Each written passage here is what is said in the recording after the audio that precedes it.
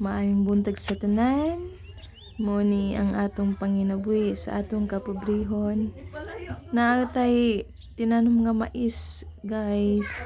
Ug naabot tay mga talong, mga gamay nga balatong, naatay okra, naapod tay iskapunuan nga melon, basan laman og mulampos, naapod tay tanglad, ug aduna pud tay sintas.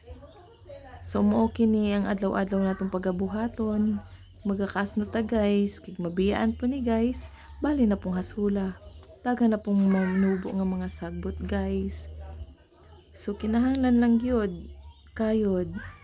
Ug mao po ni guys, mag adlaw-adlaw po tong magabalhin og baka. Kay para po na sila makaon, mangumpay pod.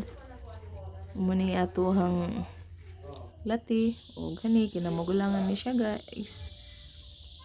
Kinahanan pong kumpayan kay wala na yung makaon, lisod na kayong mga pagkaon karon guys, wala na yung sagbot, malukop na tanan ug mo pa ni ilang inahan guys. Kinahanglan kumpayan pod. Salamat guys.